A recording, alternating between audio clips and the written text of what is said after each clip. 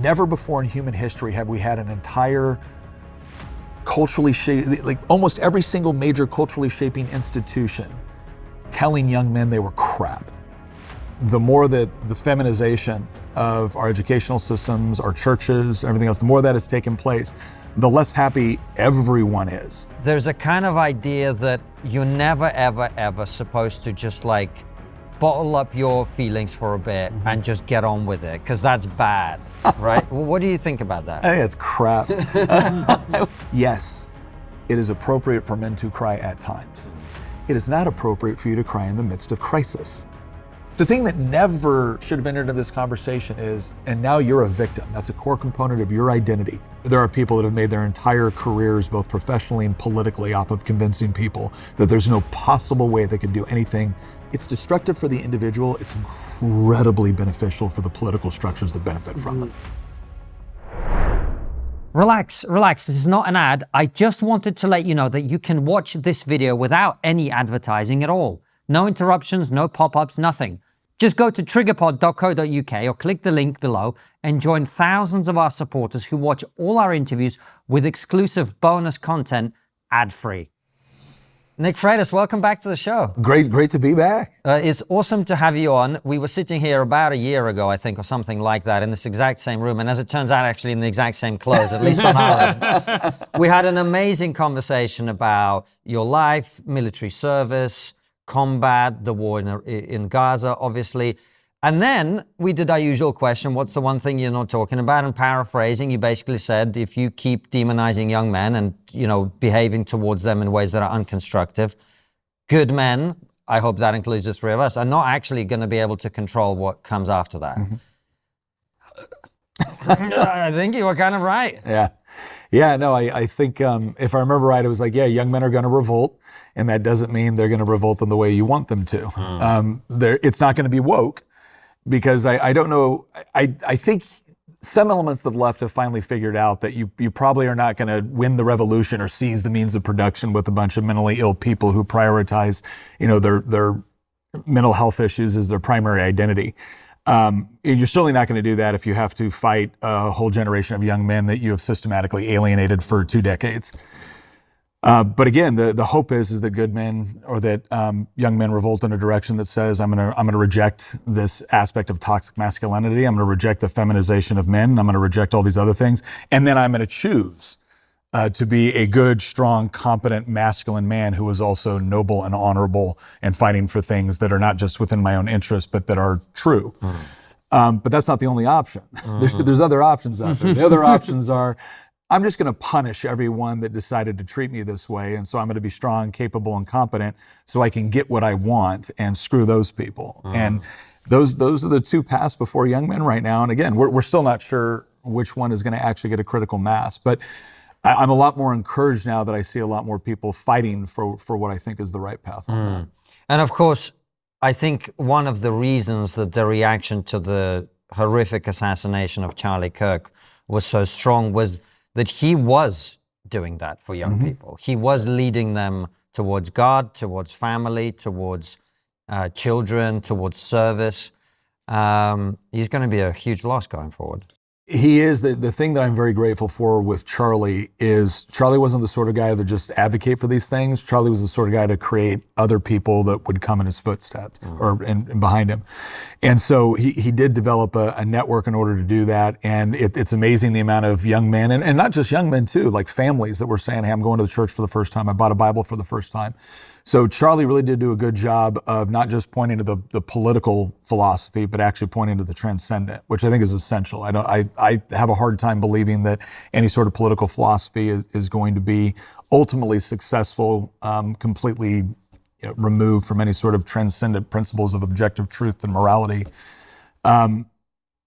Unfortunately, we're already seeing though, without Charlie's presence, we're already starting to see fractures within the right on that, and that's unfortunate because I felt like we had this moment in time, and we haven't lost it yet. I want to be clear on that. It's not like it's a lost opportunity, but I don't think we should be shocked by the fact that whenever you see unity around something, there's always going to be there's always going to be a lot of money to be made and a lot of strategy to be had in dividing it up. So, and one of the things that when we talk about this conversation, I don't think we focus enough on is positive male role models, but also fathers.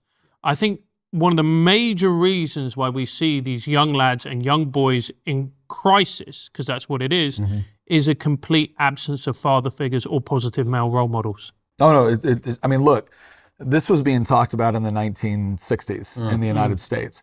And every single demographic within the United States has had an increase in fatherlessness.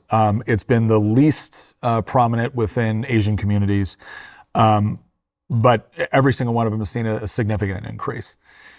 And the bottom line is that men, boys are looking for structure, they're looking for hierarchy, they're looking for someone to train them up and what they should do and to find their role and place within society. And they're going to get it from somewhere. And if they're not going to get it from a father figure who presumably loves them and has some sort of interest in them growing up to be good men, well, then they'll find it in a gang, or they'll find it in, social media or wherever else they might. There's also been, again, over the last couple of decades, this big push to where the idea is that masculinity is bad. That's the source of all of our ills. And so all of the instincts that you have as a young man to want to be strong, to want to compete, to want to fight, aggression, like all of those things, those are the problems. And so we have to train and educate those out of you. And so, look, not to be flippant, but I think it's interesting that the more that the feminization of our educational systems, our churches, everything else, the more that has taken place, the less happy everyone is. Not to mention liberal women who are constantly going on TikTok complaining about how they can't find masculine men. Oh, no kidding. Okay. And it just goes to the old saying that it's like, okay, well, we have more boys being raised in single parent homes, predominantly by mothers, and then they go into a school system which is predominantly female 77%. teachers. So if maybe masculinity is not the problem, maybe a lack of it or an absence of it is the problem. Now, I instantly know what people watching this are going to say. Well, these women didn't ask to be single. I get it. I was predominantly raised by a single mother. Now, thank God my father, good man, still involved in my life, but I got to see him 3 to 4 months out of the year, right? So predominantly raised by a single mother. I understand that the vast majority of them didn't sign up for that. But I also think we need to recognize that there is something going on in this country when the vast majority of young women don't list family or having kids or getting married as like anywhere near their top priorities. That's socially engineered. That's not natural. And it's interesting you say it's socially engineered, and maybe there is partly that, but isn't it also, Nick, the fact that, look, it is impossible to have a man who goes to work, practically impossible, I should say, a woman that stays at home, raises her kids. The reality is, because of the way economics works now, how expensive everything is, housing, all the rest of it, there needs to be 2 people in the workplace. And that puts a strain on marriages and relationships. It absolutely does, and there's no question. And again, I'll be happy to sit here for an hour and talk about the evils of inflationary monetary policy and how it seems to be at the root of most of our problems and why those problems really exist. The other thing that I will say, though, is part of it, too, is this idea of what do we teach people to prioritize? And my wife and I got married at 19 and 20. Both of us came from broken homes. I was in the military. I don't know if you know this, but being a private in the United States Army is not exactly a pathway to riches, right? So when we had kids, at that point, we had our first child. I had just become a staff sergeant. Again, I'm a non-commissioned officer. I'm not raking in the dough, right? My wife and I had laid out a plan when we were 18 and talking about getting married, and we set out what are our expectations. And I remember telling her, I'm like, I see myself as I'm supposed to be the primary breadwinner. I feel like my goal is to make enough money to where when we start having kids, if you don't want to work, you don't have to. And she goes, good, that is what I would like as well. I said, okay, but I need it to be understood. If we have 2 incomes and we switch to 1 so that you can stay home with the kids, the lifestyle changes are going to take place as a result. And her attitude was like, well, yeah, of course. A lot of people don't have those conversations. There's these expectations that, well, we're never going to make sacrifices in an economic environment in order to prioritize other things.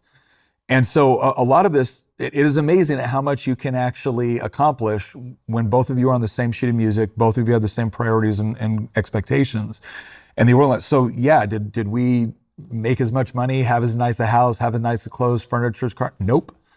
But I have an outstanding relationship with all 3 of my kids, and they're now 22, 20, and 17, and I like being around all of them. As I like to say, they love Jesus and they can't stand Karl Marx. Mission accomplished. I want us to have a conversation about something that I don't think it gets talked about, and for the reasons that you somewhat alluded to, which is that women will not be able to teach men to be men as well as men. I know, the internet's going to explode now, this crazy idea, but I sort of think that's probably true. No, it's absolutely 100% true. I was... Yeah. And well, can we just say something in the reverse? Sure. We need women to actually help raise daughters, right? Like, I hope I was a very good father to my daughters based off my relationship. The feedback they have given me seems to suggest that I was a good dad. But none of them will tell you, oh yeah, dad was all I needed, right? Yeah, they needed mom too. Right. And boys are the same. Boys Yes. need both. But what I'm saying is, like, I see it. We have a 3-year-old. So you've been through this. You probably got way more on this than I do. My wife is amazing with him, right? But there's just 1 or 2 things that as a woman, not everybody, there are women who are brilliant at doing this, but as a woman, generally speaking, it's harder for them to deal with the fact that a boy is aggressive. He might start hitting, and that has to be channeled. You're remembering that. There's just a few things that as a guy, you just understand, because it sort of exists in the realm of guys, and women are not necessarily even privy to. Like, I know for a fact that there are certain ways that I can behave that will cause you to punch me in the face. Yeah. And so I know that I have to modulate my behavior to make sure that doesn't happen, because that wouldn't end well for me, right? So the presence of the potential of violence is always at some level in our minds, and therefore we have to act accordingly. And that is something I think is very, very difficult for a woman to understand and to teach her sons. Oh no, it absolutely is. I remember having this conversation with my wife the first time my son got into an altercation, and her inclination, because he was still pretty young, but he was old enough, and that's important, right? I allow my children to take age-appropriate risks, right? Of course, and age-appropriate challenges. And she's like, oh well, I'm going to call. I'm like, no, you're not. So what do you mean? I'm like, he's got to handle that. Why? I said, baby, your son doesn't want the bully to be afraid of you. He wants the bully to be afraid of him. And I don't know how this is going to go. He's not going to get so hurt. The other thing I always try to say is, I try to protect my kids from scars, but bruises are just a part of life. So I'm trying to protect them from things that are going to have life-altering impacts on them that could seriously hurt them spiritually, physically, emotionally. But when it comes to getting knocked on your ass, welcome to life, son. And if I don't teach you how to properly deal with that in a relatively safe environment, then you're not going to be ready for it when it happens out in the real world, and the consequences there could be significant. And it's not as if women don't understand the nature of those threats outside of the home. They just have different mechanisms of dealing with it. And I need to teach my son to be the sort of man that his wife, that his children, that his friends can reasonably count on him in a dangerous situation to be able to handle it. And the bottom line is my wife respects those qualities in me. To be honest, they don't just respect him. Women find it highly attractive in a man. It's like, okay, do you want me to convey those capabilities to your son? Yes, then you need to trust me. Just like there's times where there's times where I've wanted to engage with something with one of my daughters, and my wife has been like, baby, come here for a second. let me fill you in on what's going on. Oh, thank you. Right. That's the other thing. Right.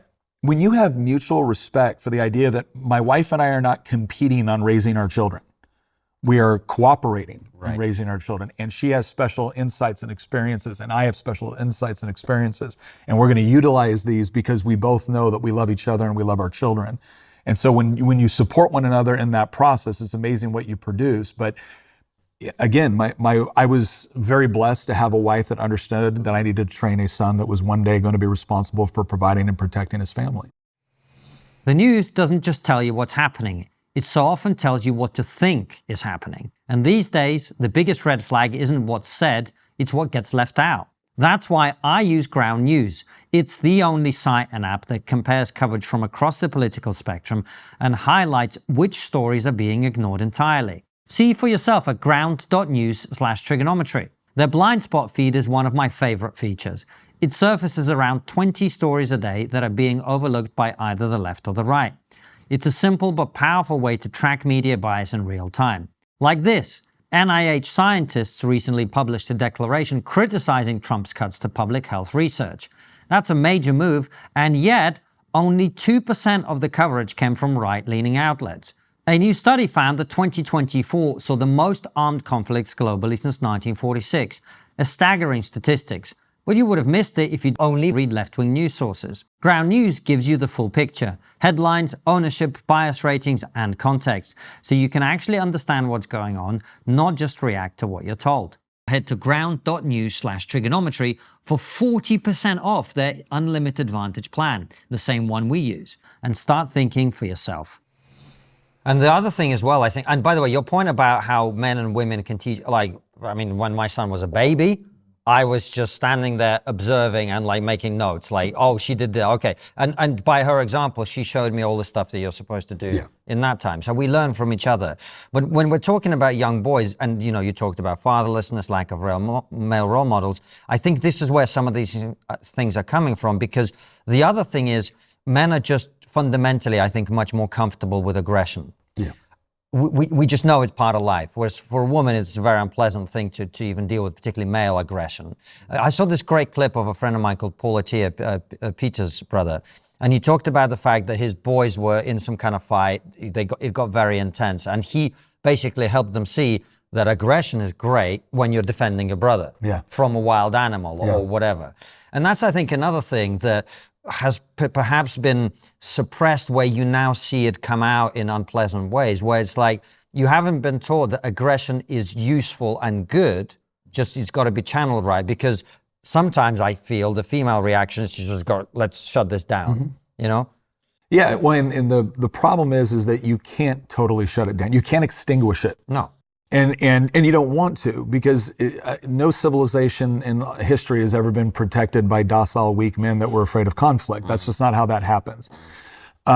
So I think it's important to understand that while aggression, all of us are prone to want to avoid discomfort on some level. We typically don't prefer it, right? And that's understandable, but it is a reality. And the real question is the discernment that's supposed to get in determining is what level of aggression is appropriate for this situation?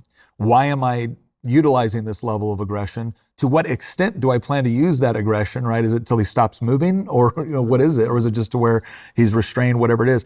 That all takes a great deal of training and discipline. And in order to train and discipline in these areas, you have to put yourself into those environments. Not unregulated environments, but training for those purposes and developing the appropriate intellectual, physical, and emotional, practices and disciplines is very important. And again, it's one of those things where a woman is naturally going to be inclined to, let's maintain the peace. She is able to do that and to be in an environment where she feels so much more secure when she knows her husband has it. When she knows that her husband has control of the situation, she feels safe and secure. Again, I have to convey that to my son, which means you're going to have to watch your son go through difficult things that you never had to watch me go through. But this is part of the process. And again, a lot of that comes from talking between husband and wife beforehand. But I'll use this as an example. I was speaking at it was a young men's luncheon. It was run by Young America's Foundation, so conservative group. And they hadn't done they had done a young women's luncheon for the last 10 years. They hadn't done a young men's one for 10 years. And so they decided they were going to bring it up, and they asked me if I would speak at it. And so typically when someone reads off my bio at one of these things, there's 3 things mentioned.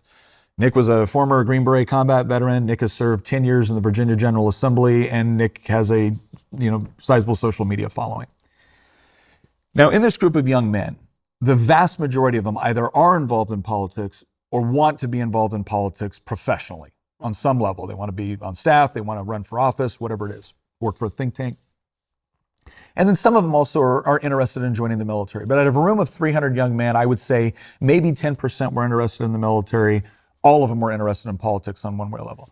And so I said, all right, gentlemen, when those 3 things get read off in my bio, which are you most impressed with? and all of them, almost in unison, Green Beret combat veteran.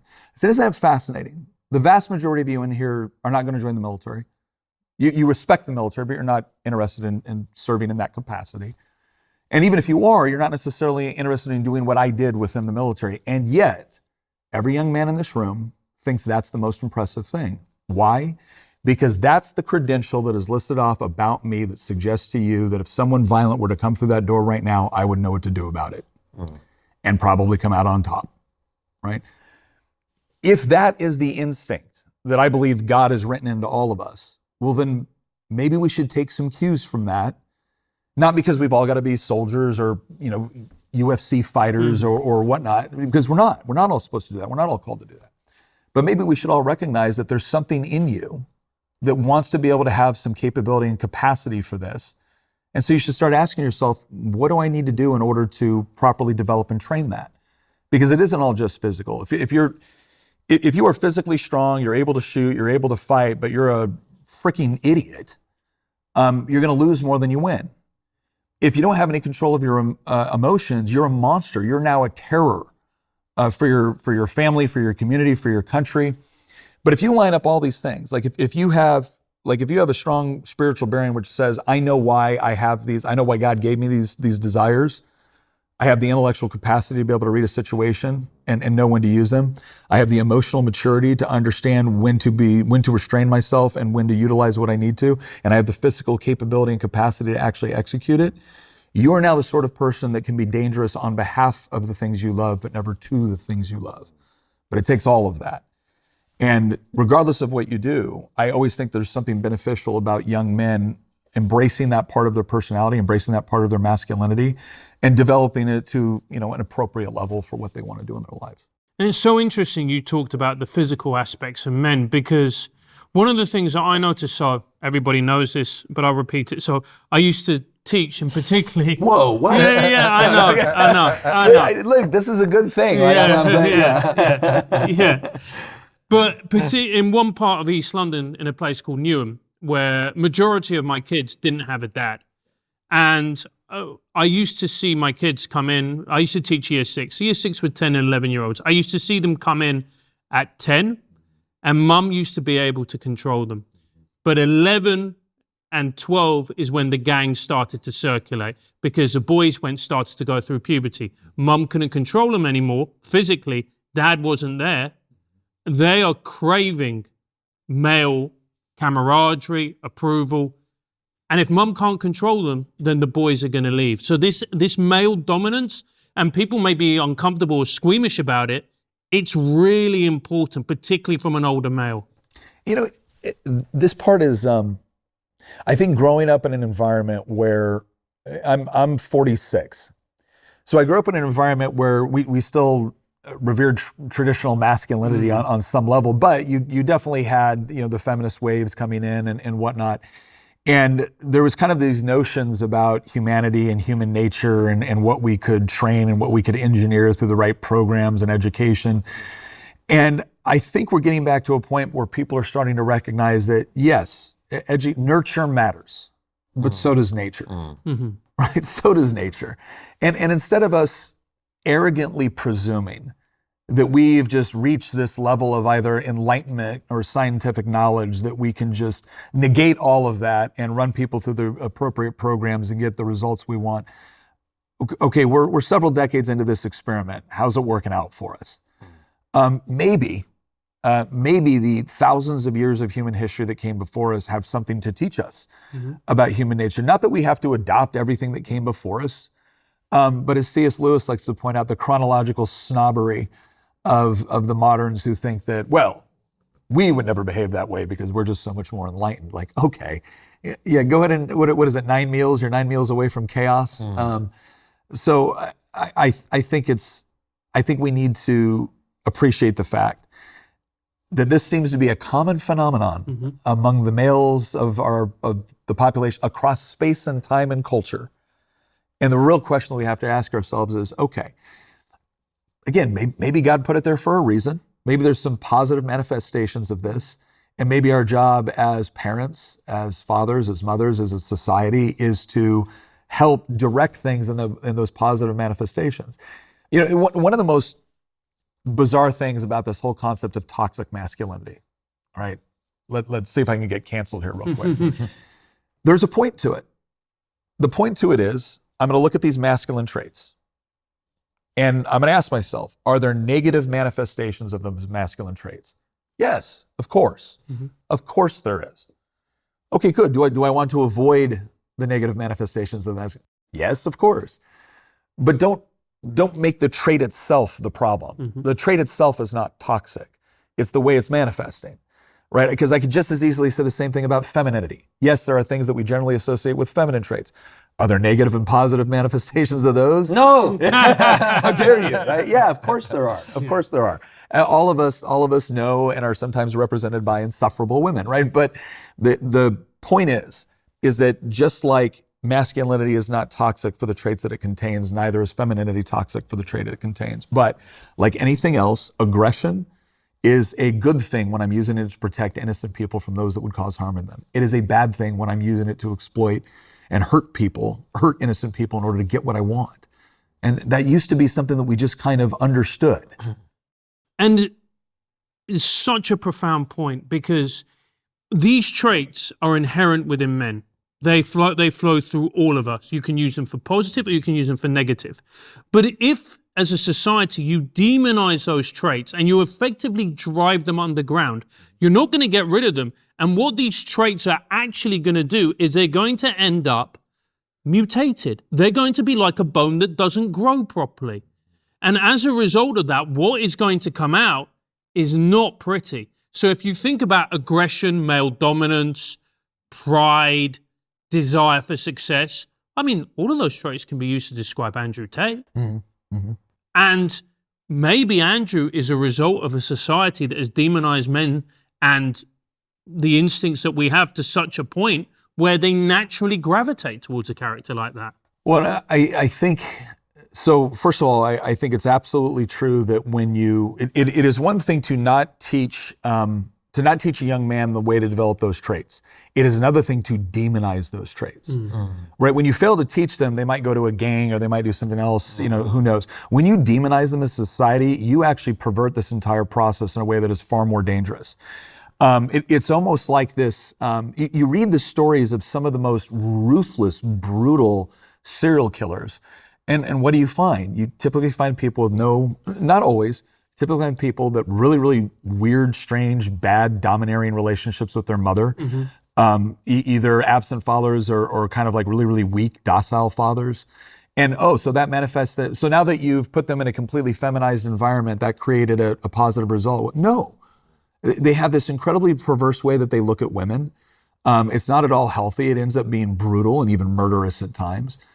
And so I think it's important to understand that it is one thing to ignore those traits. It is another thing to demonize them. And both of them are bad, but the demonization of those traits is even worse. Because like you said, you don't get rid of them. They're just left to fester and manifest in other ways. When it comes to things like, Andrew Tate, one of the things I always warn pastors about is I'll say, look, anybody that looks at what I say and what I believe and what I advocate for on what I call biblical masculinity, but just traditional masculinity, nobody could look at what I'm saying and come to be confused that I disagree with a lot of the things that Andrew Tate says. But if you want to know why so many young men flock to Andrew Tate, it's not simply because the man can fight, the man's financially successful, the man is surrounded by beautiful women, right? These are all superficial things that also have meaning, but superficial things that all men are kind of drawn to. It's also because Andrew Tate was one of the few people sticking up for those young men when nobody else would. And so as much as I disagree with a lot of the things that Andrew pushes for, not everything, because he does push for some things that you should be strong, you should be competent. The question is why and for what purpose. But, and obviously as a father, especially as a father of daughters, I abhor some of the things that he did in the realm of pornography and everything else. But I think it's really important for what we might call more conservative men to understand that you dropped the ball. You dropped the ball. And you didn't present strong role models for people to follow. And in fact, you go into your churches and you treated Jesus like he was the fourth member of a boy band. right? You didn't talk about what it meant to be strong and noble and competent and capable. You didn't lift up masculine virtues as something to be applauded by society. No, instead, everything was, oh, women are so perfect and wonderful, and men, you really need to step up.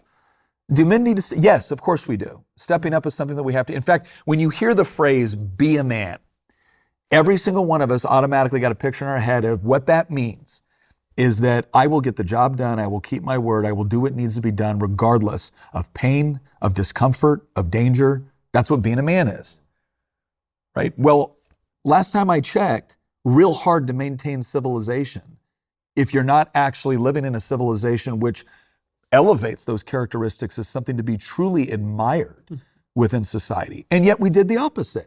We treated it as if it was just, well, yeah, of course you're supposed to do that stuff. And then we didn't reward it. And now we're shocked by the results.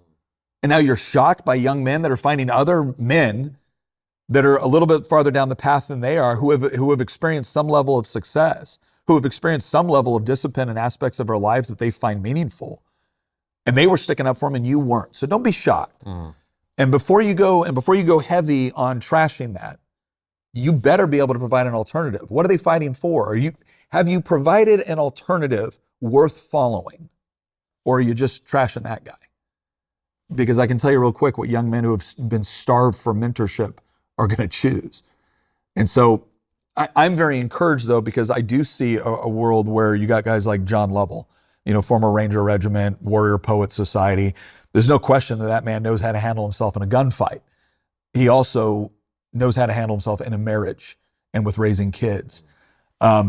Chad Robichaud. Nobody's going to talk smack about Chad Robichaud. That guy was not only Marine Special Operations and doing, operations, facilitating things for SEAL Team 6 in Afghanistan and like 2-man teams, but then got back and went 18-1 fighting as a professional MMA fighter, right? Nobody's going to say that guy is, well, you just don't get it. You're weak, you're soft. No. Victor Marx, right? Like all of these guys have established themselves.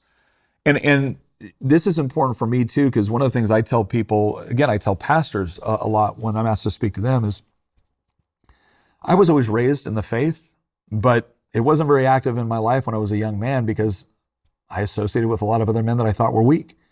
And when I went into the military, I wanted to be an operator. I wanted to be a warrior. I wanted to be a Green Beret, right? I wanted to do these things. And it wasn't until I found other men that really impressed me as capable operators, could handle themselves in a fight, do all these other things, that it became very, very clear to me that, these things are not mutually exclusive. In fact, one makes you better at the other. Look, starting a business is exciting, but it isn't easy. It's not just logos, merch, and big ideas. It's late nights, awkward first sales, and wondering if your bank balance is going to survive until Friday. That's why having the right tools from day one makes all the difference. Enter Shopify. Shopify powers millions of businesses around the world, from big names like Mattel and Gymshark to people just getting started on their kitchen table. It gives you hundreds of beautiful website templates, built-in marketing tools, even AI that'll help you write product descriptions, which, let's face it, we could have used for TRIGGERnometry back in 2018. Plus, did I mention that iconic purple Shop Pay button used by millions of businesses around the world? It's why Shopify has the best converting checkout on the planet. Your customers already love it. Turn your big business idea into with Shopify on your side. Sign up for your $1 per month trial and start selling today at shopify.co.uk/trigger. Go to shopify.co.uk/trigger. One more time, that's shopify.co.uk/trigger. I'm glad we've talked about that, because I think it's also time to flip the conversation. And of course, not only are you seeing the kind of angry response of Andrew Tate, but there's also a more kind of vengeful and trolly response to all of this, which is to check out of life and just become cynical and bitter and resentful. Yeah. And Jordan, of course, was first to really talk about what happens when you do that. But actually, I think it's time for us to have a conversation about what it is that, now that we've stopped the demonizing, or some of us are at least saying we're going to stop other people from doing the demonizing, we just should, I think, talk more about what it is that a man is supposed to do. And you talk about being a man, or, you know, the phrase man up. And that's one of the things where I think there's been a lot of confusion. Maybe you can help us out with that, which is there's a kind of idea that you're never, ever, ever supposed to just like bottle up your feelings for a bit and just get on with it, because that's bad, right? Well, what do you think about that? I think it's crap. I was talking to I was actually talking about a high school group a while back. It was a big conference they were having, and they wanted me to talk about masculinity. And I asked the question: is it okay for men to cry? And everybody, oh yes, of course, absolutely. I'm like, is it though? Like all the time, right? I said, now listen. Because I can already see the comments on this, right? Like, of course men can cry. How dare you? That's toxic masculinity. Yes, it is appropriate for men to cry at times. It is not appropriate for you to cry in the midst of crisis. That's when you're supposed to compartmentalize. We keep hearing about how good men are at compartmentalizing. That's part of it. Part of our emotional maturity is when there's a dangerous situation, when there's a crisis, when you have to be there for other people, you keep your emotions under control. You can call that bottling up. And yeah, if you keep them bottled up forever, that's bad. That's not emotionally mature. But in the midst of a dangerous situation and a crisis or whatnot, where everyone else is looking and depending on you for leadership and security, yeah, you don't need to be over there having a good cry, right? And then I'll ask the ladies in the room. I'll be like, ladies, okay, we all know that the proper answer is, I want a man that's in touch with his feminine side. Do you? Do you? Do you want a guy that's all weepy all the time? No, you don't. Maybe there's something to that. Maybe like just how we've identified certain traits within men that need to be developed positively, there are certain indicators in the way that women respond to masculinity. And if a guy's walking around like a weepy little punk all the time, you're not interested. Why? Well, because he's probably not the sort of person that can defend you or your children one day, right? So let's just admit something. Yes, it's okay for men to cry in certain elements, certain times and whatnot. It's also incredibly essential that men develop the sort of emotional maturity that allows them to keep themselves under control, under dangerous and trying circumstances, so that they can take care and protect the people that they love. And instead of demonizing that as just bottling it all up, maybe we should once again recognize that no, when that's done properly, that requires a great deal of discipline and sacrifice on behalf of man. And guess what? We love to be that guy. We love to be that. You show me the one male role model in any sort of movie where the guy's weeping and crying all the time and danger. No, it's the guy that's got his crap together in the midst of chaos. Now, do we have to have a conversation on what happens when, okay, now I'm out of the crisis and there has to be... Yes, this is exactly it. That's such a good point. Yeah. Oh, by the way, I love the way you broke that down, because that's exactly right. But I think the piece that historically has been missing, and I think there is a conversation to be had, is... I'm gonna, people get offended by this, but like when I was at school, if you showed your feelings, you were gay. Like, yeah, that was, what, you've got feelings, gay, right? That's how it was, right? Good times. Right, yeah. And there's nothing wrong with being gay, obviously, but you know what I mean, right?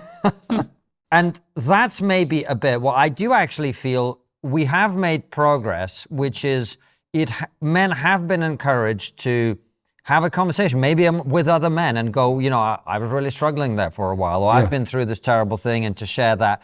What's a healthy way to process that stuff once the crisis is over? I think there's two elements to this. One is, like, I always talk about, like, men or women, but I specifically address this to men a lot. There's 5 categories of your life, right? There's the spiritual, the physical, the emotional, the intellectual, and the professional, right? No matter who you are, what you do, and you're always going to be developing these aspects of your life. They're always going to have an impact. The reason why I think the spiritual is important is because I get my identity in Christ. Okay, what does that mean? Right? Because we've all heard the Sunday school version of this, but what does that actually mean?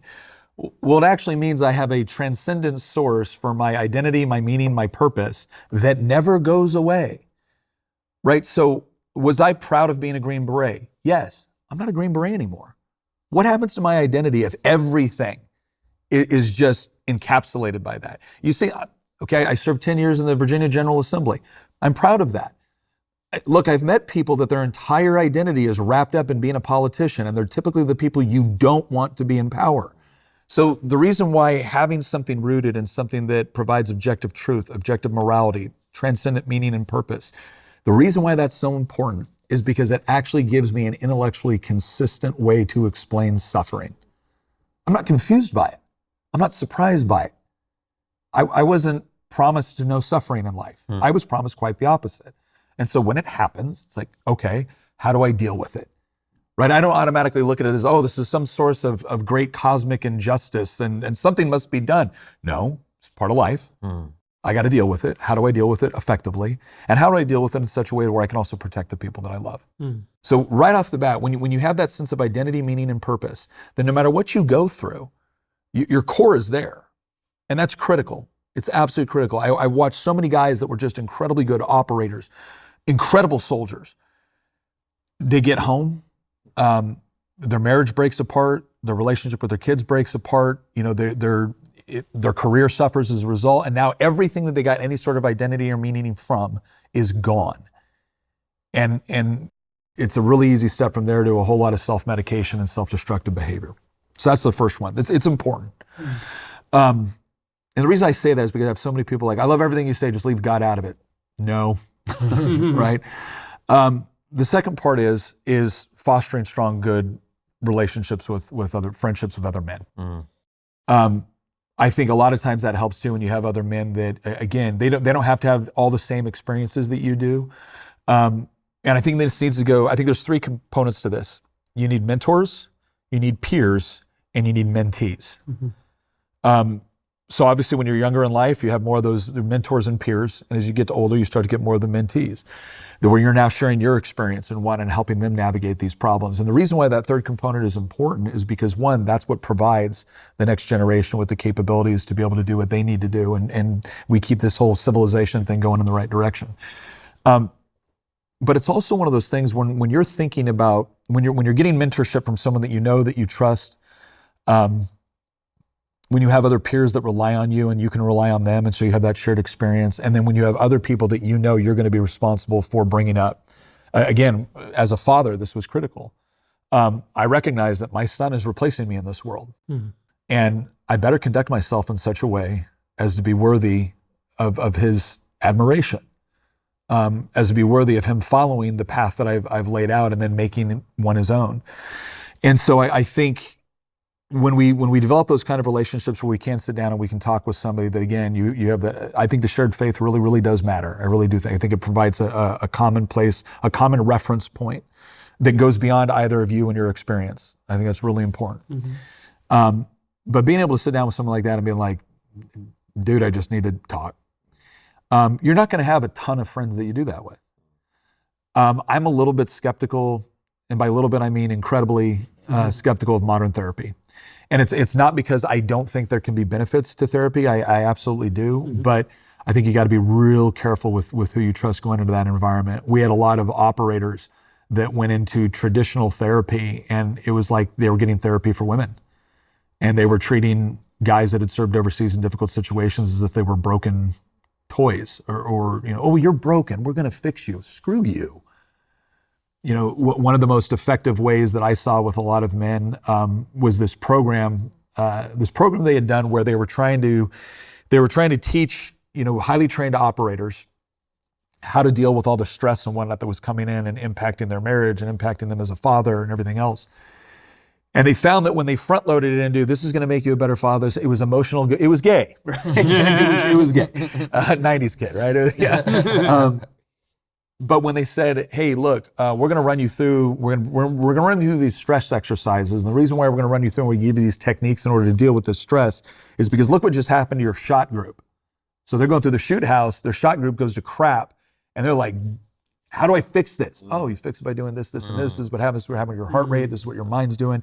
This is what the various chemicals in your body are doing, et cetera. And so all of a sudden, they got them in a position where they could focus them in on how their body was responding to stressful situations, prolonged stressful situations, how they can deal with it to be a better operator.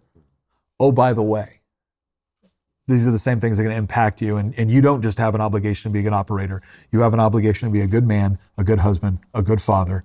And the same thing that's going to help you in this environment is going to help you in that environment. So I think a part of it is properly explaining this is part of the responsibility of men. This is where John Lovell, I think, does a really good job of saying we're not just supposed to be warriors. We're supposed to be romantic. We're supposed to be tender with our families. And I think when we look at it as this is a part of your training of being a good and complete man is very important. And then finding other men that are on that same journey that have had, again, mentors, peers, and mentees. I think the whole idea of having a skill set in order to deal with difficult problems, difficult situations is so important for men, because one of the things that I didn't have when I was young is I'd be put in a situation, I didn't know how to deal with it. I didn't have the skill set to deal with it. I'd feel overwhelmed. And then before you know it, you start becoming emotional. And that's when everything goes wrong, because you start making decisions based on emotion instead of rationale or logic. Yeah. When emotions should inform our decisions, they shouldn't direct them. Because when you have a visceral reaction to something, there's a reason for that. Your body, your mind is telling you something about this particular situation. It's an invitation to thought. By the same token, I think when a lot of times men will get accused of bottling up their emotions, when in reality, what they're doing is they're transferring the emotions they feel over into the two emotions that they don't mind showing you, which is usually sarcasm or rage. Right? So this is why, my father was a homicide detective, right? My mom was a nurse too, so I grew up around a lot of gallows humor, right? Yeah. Right. But it was one of these things where the reason why, if I'm feeling insecure or afraid or unsure of myself or whatnot, I go straight to sarcasm or humor or anger, because sarcasm and anger seldom get confused for weakness, and these ones constantly get confused for weakness. And so I think it's important to understand, and again, this is something too where again, a woman who's interested can actually play a really, really important role in the development of a man, because let's face it, a lot of the crap that we do for them. We can't, you find a woman that you're absolutely in love with, you will slay dragons and be thankful for it just to get to come home to her. And so one of the things that I try to explain is like, okay, guys, because we converted this, it's because we don't want to appear weak. That's not a negative impulse, by the way. We shouldn't appear weak. But we have to understand when we're dealing with certain things and it manifests in this way, we haven't bottled up our emotions, we've just transferred them. I think it's also important for, again, wives that are interested in what's going on in their husband's mind to appreciate that and appreciate he doesn't want to appear weak. He really doesn't want to appear weak in front of you. So if you want to be able to talk to things, or if you want him to be able to open up to you, I would recommend that you do two things. One, you make sure that man knows you respect him and you're on his side. I explain this to wives all the time. Men associate love with loyalty. Every guy I know, myself included, has that one friend that is not good for you. like it's that one buddy where you're all the women in your life is like, why do you even why? Guaranteed, because at some moment, at some time, that guy was there for you. And because you know that if you called him up at 2:00 in the morning and said he needs to show up with a shovel, some lime, and no questions asked, he'd be there. We associate loyalty with love. When a wife makes her husband feel respected and he knows he has her loyalty, he is more willing to open up on what's going on. The other thing she needs to understand is that there are some burdens that men are just supposed to bear, and we don't share it with our wives. We just don't. It's not that there's something wrong within the marriage or the relationship. It's just that some of the burdens are ours and you can't carry them for us. What you can do is create the sort of environment where we don't mind carrying them. And I think when that's recognized in the way that men deal with these issues and the way we express emotion and the way we deal through problems, it allows us to develop the sort of emotional maturity we have that is not only beneficial for us, but then is also very beneficial for the people around us, whether it be our colleagues and especially our wives and our children. Let me introduce you to the people I work with to protect my family against financial instability, inflation, and turmoil. For me, one of the best ways to safeguard your wealth is by investing in gold, and that's why I trust the Pure Gold Company. Here's a smart tip. If you buy UK minted gold coins like sovereigns, you won't pay VAT when you buy them or capital gains tax when you sell. All the profit is yours to keep. And the best part? Gold is a completely private investment. It's outside the banking system, so it can't be manipulated by governments or anyone else. Unlike digital assets, it's yours in the truest sense. The Pure Gold Company is trusted by first-time investors and seasoned professionals alike. What I really appreciate about them is a knowledgeable, pressure-free approach. They explain everything clearly, so you feel confident about your decisions and they never push you to buy. Physical gold has stood the test of time as a store of value, and it offers peace of mind that other assets can't match.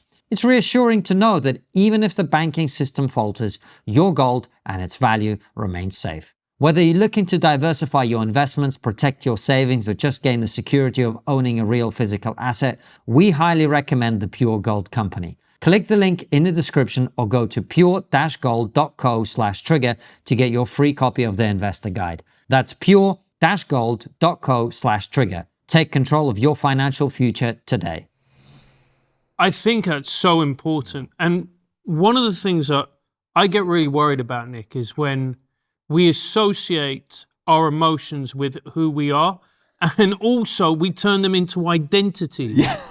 And you see this with social media, and you know, someone's got bipolar, and bipolar, by the way, is a very serious illness. I don't mean to trivialize it. If you've got bipolar 1 or 2, it is awful, and it's a real cross to bear. But that's not your identity. Your identity isn't bipolar. Yep. Your identity isn't the fact that maybe you've got some type of anger disorder. Yeah, well, this is another problem I have within the larger philosophical realm of what they call intersectional politics.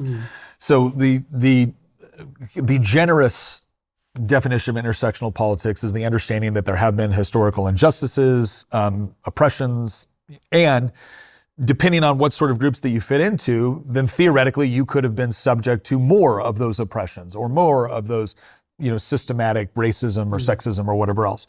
And the idea is that, okay, if you're a woman, okay, well then there were certain, injustices, and again, we can debate on what they are to what extent, but just for argument's sake. If you're a woman, okay, there were certain injustices that you were subject to. But if you're a black woman, you actually had more injustices that you were and so goes the intersectional pyramid. It is one thing to use that as an analytical tool throughout history to say, like, okay, how have things impacted and how do we process this? It is another thing to make those things your entire identity, right? The injustices, real or perceived, the entire identity, and to create a whole reward structure based off of it to where now, well, if I want to go to the top of the intersectional period, well, that's fine. I just identify as a queer, non-binary, trans cat. Poof, I'm there. I'm at the top of the intersectional pyramid. Nobody's more oppressed than that. And so we have done this thing where we've taken, Ali Beth Stuckey refers to it as toxic empathy. It's this idea where we have taken things that we struggle with. Oftentimes we add, I think, diagnoses that I'm not quite sure. There's a lot of self-diagnosis, a lot of TikTok diagnosis going on out there. But we have things that in some cases are unique, and we've made them our identity. So if you were a black person growing up in the era of Jim Crow, there is no question that the government was being utilized against you. Now, the question that we should ask is, okay, having acknowledged this, what do we do about it now? Well, step one, don't do those things to the government anymore, like get rid of Jim Crow. Step two is, okay, well then, to the degree that recompense is necessary, how do we do that? But the thing that never should have entered into this conversation is, and now you're a victim. That's a core component of your identity. You can't get ahead without some sort of outside structure doing it. You have no control over your future. That has been determined for you based off of the circumstances that you found yourself in. It's just some of the most destructive. It's destructive for the individual. It's incredibly beneficial for the political structures that benefit from them. There are people that have made their entire careers, both professionally and politically, off of convincing people that there's no possible way they could do anything. One of the people that did that just got elected to mayor of New York City. But yeah, it's an incredibly destructive mindset, and it seeks to rob people of their own agency so that they'll transfer all responsibility over to somebody else. And yeah, it's corrosive. And it's designed to make men miserable. Yes. Because if you feel that you have, look, I can't speak for women, I'm not a woman, but as a man, if you feel that you have no agency, if you feel that you have no control over your life, that's a moment you enter very, very dangerous places as a man, particularly as a young man. Yeah, Eric Hoffer talks about this in his book, The True Believer. where he talks about the nature of mass movements. And one of the things he talks about there is when you can convince a group of people that essentially they don't have any agency in and of themselves. There's no way that they can actually fix their problems. They have to operate as part of the group. Well, once they've realized, well, I have no agency. Well, if I have no agency, I have no responsibility. But I'm a victim, which means I'm a victim of injustice. And now I get to go mete out whatever violence or actions need to against my oppressors. And how do I justify now doing horrible and egregious things to other people? Well, it's not me. I'm doing it on behalf of the group. The group ends up getting their own morality and then their own realm of justification for various actions. And now I can go do these things as part of this group because the group now provides my identity. The group's my source of strength. The group's, and it's not hard to see how we go from otherwise reasonable or rational people to justifying the most evil of things as the worst manifestation of that. The kind of the other manifestation of it is just the absolute sense of helplessness. And in an age where there's endless dopamine hits from everything from games to porn to everything else, you're never going to really get a sense of meaning or fulfillment or purpose, but you can kind of push yourself along day to day with, again, these little stimulus. The end result, though, is that eventually that just leads to, again, a really dark place of depression. And then at that point, you see a lot of people either choosing to, rebel in very, very dangerous and destructive ways, or they choose other ways to end their suffering. So if you're a young man listening to this, you're going to these three old blokes, because, when you're 20, you think anyone who's 40 is a granddad, basically. But you are facing real challenges in the world. Yeah. And this is one of the difficulties with men, because, we talked before we started about the politics of all of this, a kind of woke left, what I call the woke right. There are different forms of basically the same thing, in my opinion, right? Particularly when it comes to men. But you are facing, in the same way you talk about black people under Jim Crow, definitely did face oppression. Mm-hmm. In that same way, if you're a young man today, you have not been dealt the hand that the three of us were dealt with the world that we grew up in. So you're going to have to overcome things that maybe the three of us didn't have to do. Mm-hmm. What is your advice to young men now? They've got all the porn in the world on their phone. Yep. They've got a society that's been telling them they're a piece of shit for their entire lives, right? Because this is something that Francis and I talked about. When all of this, like the future is female, men are trash crap came along, I talked to my wife about it and she was like, this is ridiculous. Like, of course no sane woman believes any of this crap, right? But if you're a 15-year-old boy, you haven't got anyone to tell you that. You think that's what society thinks. So how do young men now deal with the world that they're dealing with today, be powerful, be productive, be constructive, and make a positive impact on themselves, their families, and the world? There's two messages here. And one is for those young men, and one is for men more our age. Because I got in a fight with my co-host, who's one of my best friends. He's 31. And I was talking about masculinity, and I was very much going for the, hey, you got to pull yourself up by your bootstraps. You got to push ahead. You got to do forward, be a man. And clicked off the camera. He goes, I'm so sick of hearing that crap. And I said, what? He goes, I'm so sick of hearing it from you. And now I'm like, oh, I'm sorry. Is life just so damn hard for you? Oh, I'm sorry.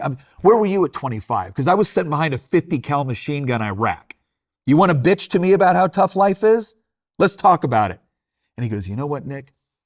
You're right. You're right. You were over there fighting a war. And you know what? They loved you for it.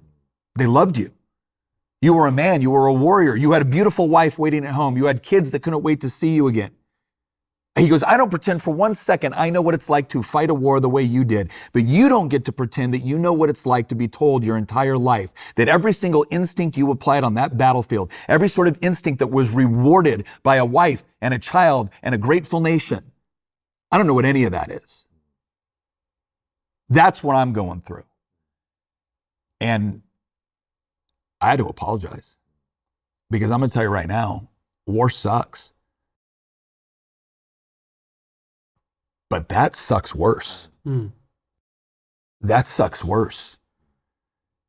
And so we started really talking about that. Like, okay, what was this like? What was this like going through elementary school, middle school, high school, college? What was it like just being inundated with this? And what's interesting is we came to the conclusion at the end of it that it has to be acknowledged that young men, and specifically, let's really piss everybody off, specifically young white men. And Christian men. And young Christian men. You are responsible for all the world's ills, right? Everything about you is wrong. And the only thing that you have to look forward in your life is to sit down, shut up, and now do as you're told as penance for things that happened before you were ever born. That is unjust as hell. That is not just wrong on practical levels. That is one of the most destructive things you could do to the human spirit. So what do we do about it?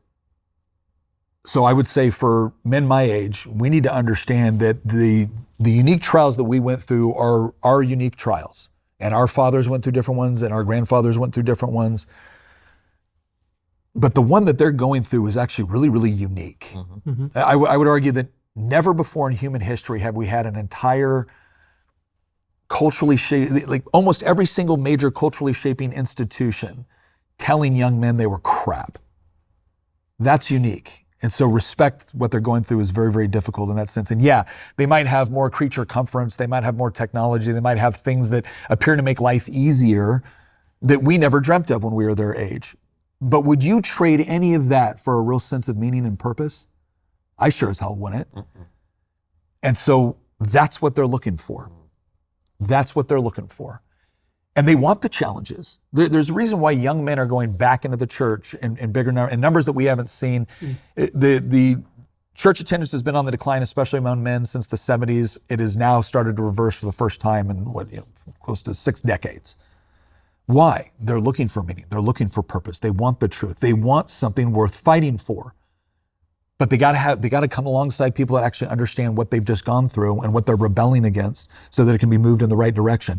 The other thing I would tell young men, and this sucks, because young men are polling more conservative than they've ever been. Young women are polling more liberal than they've ever been. They did an NBC poll. They asked 4 different groups. They were all young men and women, but it was young men and women that voted for Harris, young men and women that voted for Trump. And it was 13 priorities. The number 12th priority for women that voted for Harris was having kids. It was the 9th priority for men that voted for Harris. It was the 6th priority for women that voted for Trump. It was the number 1 priority for men that voted for Trump. Having kids, having a legacy, having a family, having something to fight for. Now, the good news about this is that these men are insisting upon this regardless of what culture tells them. And thank God, because that is what has been needed this entire time. We need young men to see themselves as the leaders that we need them to be. We're all familiar with that circle of strong men create good times create weak men create hard times create good men. Hard times do not create good men. Good men are appreciated for what they do in hard times in ways that they are not during the good times. And the sucky part is for young men is the only way through this is if you choose to be the good man that the times require. That's it. If you're going to wait for anybody to reward you for it, if you're going to wait for feminism to end, I understand every single instinct that's got to be jumping out of you going, fine, you don't want the sort of men that actually make all of this work? You don't get it then. And we'll see how long you last. I understand that inclination. But I will tell you this, if we go back to that NBC poll, and we check it again in about 5 years, I promise you, the conservative women will be placing family and getting married higher up in their list of priorities. Why? Because when good men lead the way I believe that we were designed and created to do it, when we actually display the sort of attributes, the sort of honor, the sort of strength, the sort of integrity, women are attracted to it. And there's nothing that the university can ultimately do about that. There's nothing that politics can eventually do. They can fight it tooth and nail. They've created those conditions. Let's be very honest about it. They've created these conditions. But the way to fight it is to essentially ignore it and do what you know to be correct. The fact you're tuned into this show means you value things that actually work, and that includes what you wear every day. So for Black Friday and Cyber Monday, we wanted to tell you about Sheath.com. Because if your underwear annoys you, distracts you, or welds itself to your leg every time you move, it's time to upgrade. Sheath underwear is built around a dual pouch system, It keeps everything in place and stops sticking, chafing, and sweating. The materials are premium, breathable, and designed to keep you cool whether you're in the gym, on a flight, or stuck in a recording studio for hours. I wore Sheath during our recent trip to America, where we recorded 33 episodes in 25 days. And I've got to say, I will never look back after experiencing Sheath underwear. I can confirm that Sheath is not just underwear. It's a genuine lifestyle upgrade. Sheath.com is also veteran-owned. Founder Robert Patton came up with the idea during his second tour overseas. This is a company built around comfort, durability, and a mission of supporting freedom and individuality. Right now, Sheath.com is giving our listeners an exclusive Black Friday and Cyber Monday offer. Use the code TRIGGERnometry for 40% off at Sheath.com until December 7th. Try them totally risk-free with their 100% money-back guarantee on your first pair. Once you go Sheath, you will never go back. That's Sheath.com, code TRIGGERnometry for 40% off at Sheath.com. It's such a profound point because you look at both sexes, and you look at the men who are angry, disaffected, vengeful in many cases, and you understand and you have an empathy for them. And you look at women who are distrustful of men, angry, resentful, and vengeful as well. And you go, if we both continue down these paths, what that will ultimately lead to is a destruction of civilization. We cannot go on like this. So we really need to find a way to bridge the gap between men and women, and not just conservative men, but also liberal women. Because I'm sure if you sat down with the majority of them and you go, look, you want the career and all of this, but what do you really want? And they're like, no, what do you really want? Deep down, I'm sure that for the vast majority, they'd go, I want to get married and I want to have kids. Yeah. And what they need to understand, and this has been the other part, is I feel like on the more conservative side, on the Christian side, it's almost like we've felt apologetic in the way that we explained what we believed and why we thought it was necessary and why we thought it was important. I don't do that anymore. I don't anymore. Like, no more caveats. I believe this is correct. I believe it is true. I believe it produces positive results when it is faithfully applied. And I believe that maybe, because one of the most depressing statistics, shifting to women here for a second, we live in the most feminist, futurist, female, empowering point in world history for women. And the women who are most miserable, as judged by those that have been diagnosed with significant mental health issues, are liberal women between the ages of 18 and 29.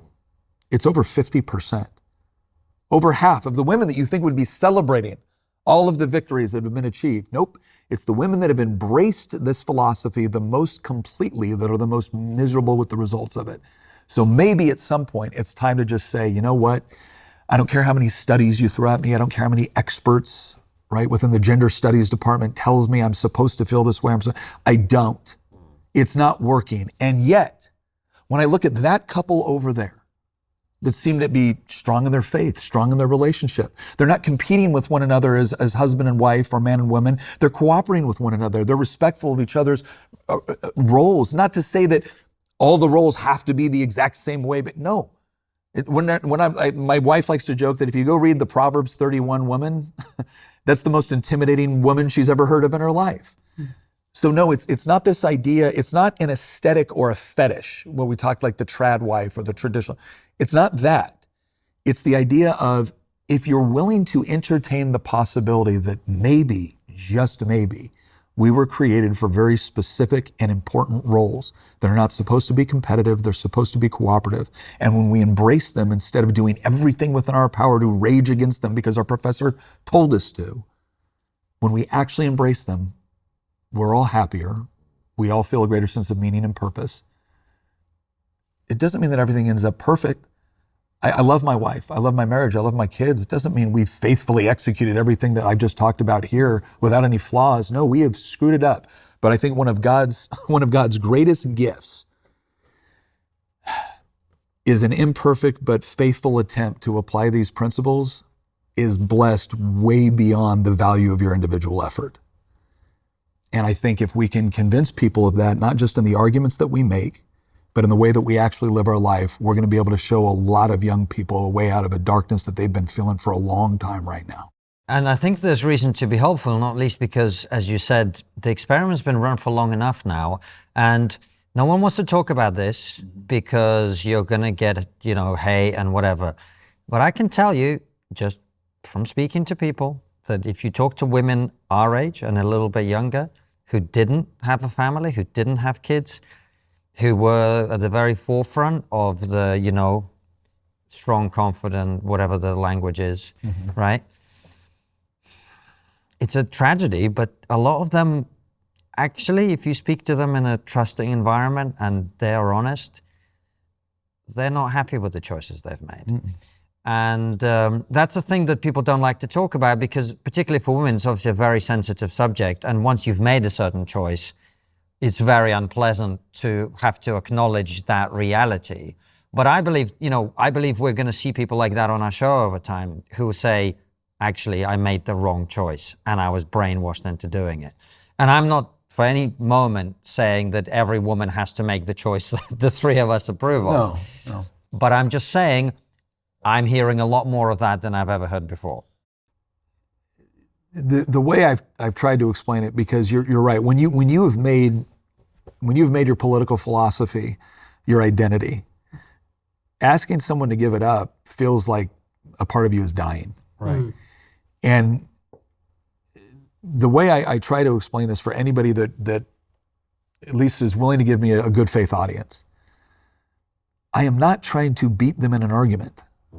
Like no part of me wants to gloat over this and say, "See, I told you so." No.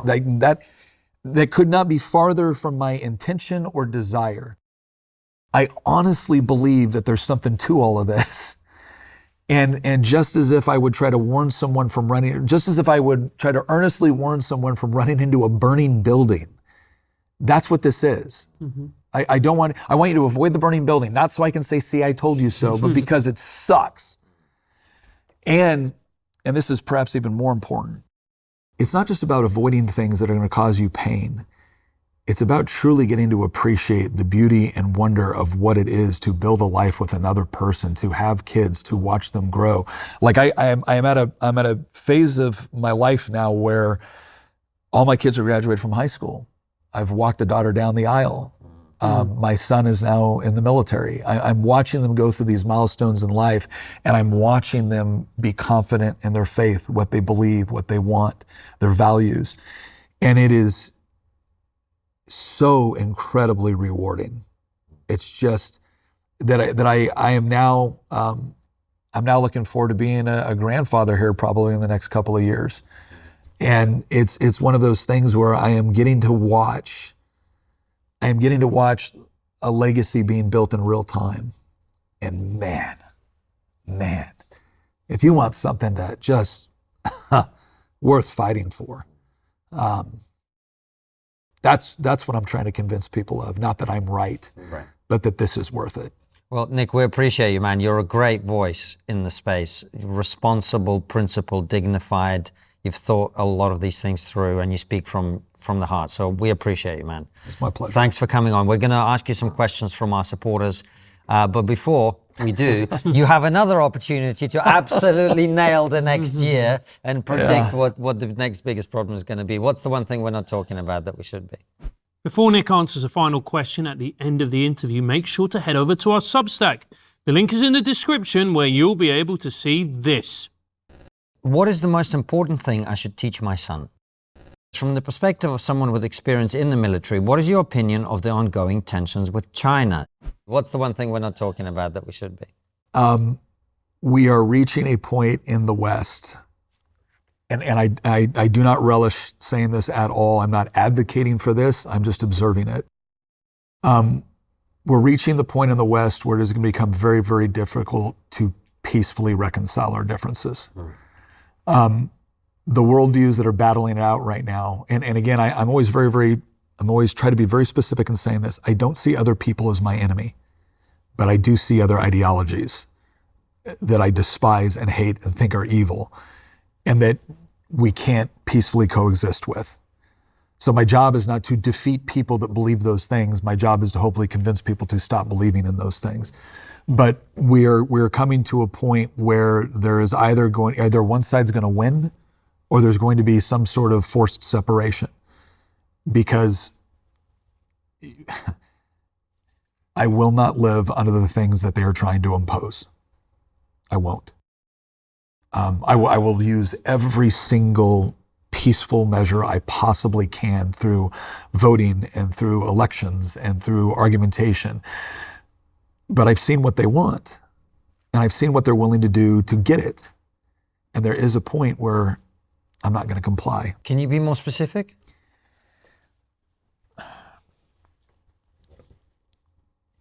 If you're going to create legal conditions where I no longer feel I have the ability to provide for my family, protect my family, or raise my children in the way that I want them to go, if you're going to insist on constantly intervening in that process to disarm me, to make it impossible for me to be able to provide unless I comply with whatever new restrictions or regulations that you've put on to specifically target me because you don't like me, if you take away my ability to be the primary educator within my child's life, I'm not living under that yoke.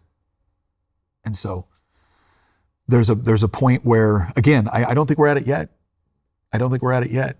And in the United States, we used to take great pride in federalism as a way that we allowed California to be California while other places could be other places. And what we found is that's not good enough for them. And so if they're not willing to afford us an opportunity, a space where we can live and let live, then they're the ones forcing us into a situation where one side has to win or leave. And I think we're getting closer to that point. And again, there are a lot of people that say that because they just feel like they can't wait to get into a shooting war. I've been in a shooting war. I don't want my kids around a shooting war. I don't want the destruction of my country. I don't want the destruction of Western civilization. But I see it happening in real time. And I see political forces which are not only welcoming it, but celebrating it. Well, I'm sorry, I'm not going to tolerate that. So. Nick Freitas, thanks for coming on. Head on over to triggerpod.co.uk where we're going to ask Nick your questions. How does a Green Beret or any serviceman deal with the possibility they are not fighting for a just cause? Ooh, that's a good one. How do you now view the USA's involvement in Iraq?